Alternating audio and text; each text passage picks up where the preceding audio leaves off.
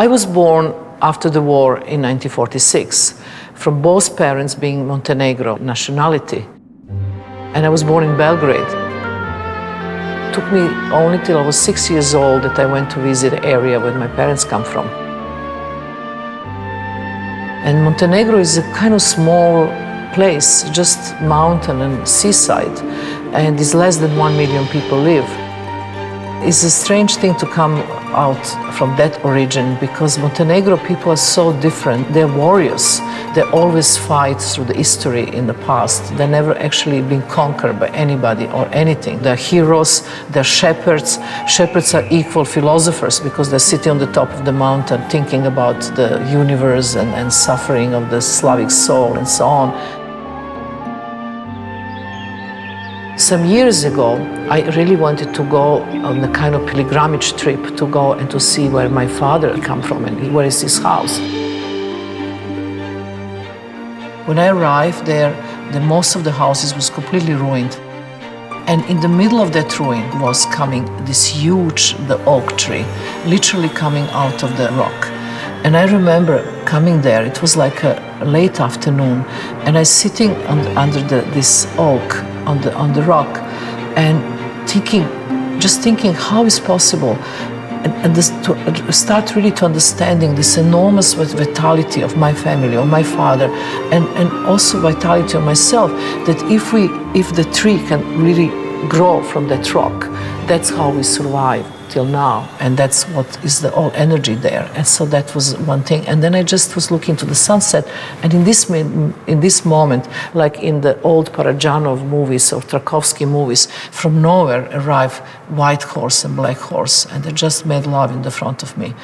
Almost too much, but this was one of these really movie moments of my life, looking into the past of my father family house. My father was really this kind of idea of the partisan and communist in the pure sense of the word. My mother was more bourgeois and more interested in the kind of education. She was looking into the French culture, and everything French was good and everything of the French was not good. So I have to learn, French sentences every day. I have to read all the French literature. Father was more about Lenin, Stalin, and so on, the kind of communist drill. So I have to kind of combine both two. And then the mother was always full of that commands, even if when I sleep during the night, I have to sleep straight because if my bed is messy, she wake me up in the middle of the night and say, why are you sleeping so messy? It was like a soldier kind of training. And above my bed was written, work, work, work, Lenin. And my brother, who is 6 years younger and became philosopher, he was so much tried to rebel all these kind of the situations which was so full of control and discipline. So he wrote above his bed, he wrote, if you feel like working, immediately lie down because this feeling will pass by. And then this whole thing about the Montenegro culture and lots of stories, because they always talk that the Montenegro people, they are so proud that they just like to sit on one place and look their life from the philosophical point of view. Upravo na Cetinju I upravo... This summer, I was visiting the Montenegro. The Minister of Culture received me and said to me that he would like to show me something. So we went to Cetinje and we went to this enormous complex which was called Obod, that was not in function since about 10 years and used to be the biggest fridge factory production in this part of East Europe. We walk through that complex of the 27 Halle, completely abandoned with all the machinery and with the park in the middle, with a huge dining room that 4,000 people at a time can eat in the same, with the projection space and so on. And we look, and he was saying that he's interested, maybe that I should have a part of this. And then on the end, and I say, but which part? I mean, I was thinking just one little small, the pavilion I could use. And he looked at me and he said, if you give me concept, let's have everything. And I was speechless. I really was very touched. So I went back to New York and I created the concept. Then the second trip I went there and the Minister of Culture introduced the concept to the President of the government. And he looked into the concept and the committee decided that this is the way to go. They were really going to give this center and it's going to be my own name. So the proper name will be Marina Abramovic Community Center Obod Cetinje.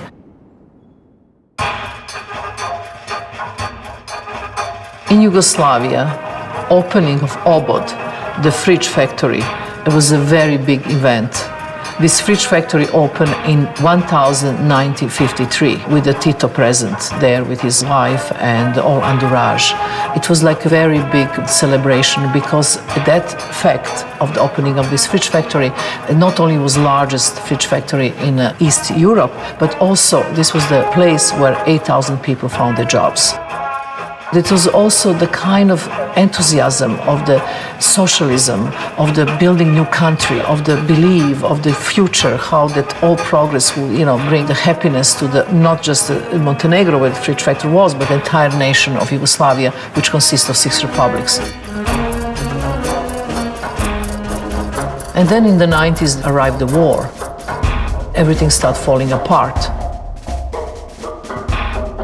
And the factory started partially closing till the complete close in 2004, and then become this empty space without any use.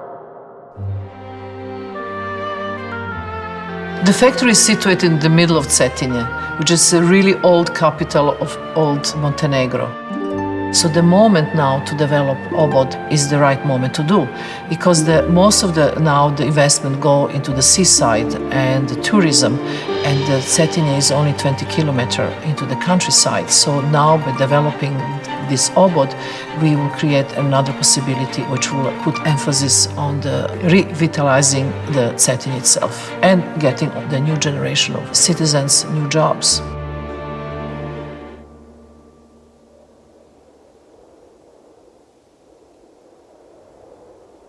In very early stage of my artistic career, I realized that the body is my subject and object of my work, and I became a performance artist. And to become performance artist in the early 70s was a very hard job, because somehow you are like a first woman walking on the moon. You are against society, against the rules, and you're doing something which is nobody territory. So the performance was for a long, long time alternative form of art. And after the 40 years of my work in performance field, I really put as my main kind of function to create situation when the performance become mainstream art. So my last retrospective in Museum of Modern Art, finally, I think I actually achieved this. And now my new aim is to create a legacy on performance art. And this is why, before I die, I am very interested to create 2 institutes. One institute in Hudson and community center Obod in Cetinje, which will have both aims of preservation of performing arts.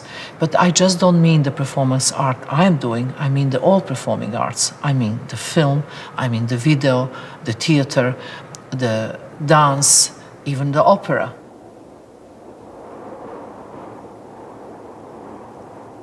The only differences between this kind of centers and any other performing centers already exist in the world will be really specialized on long durational work. Because from my experience, only long durational performance work art have this quality to transform the performer itself, but also audience looking at. Because in our life, the one thing we don't have is time. Life is getting shorter and shorter, so the art should be longer, longer, and longer.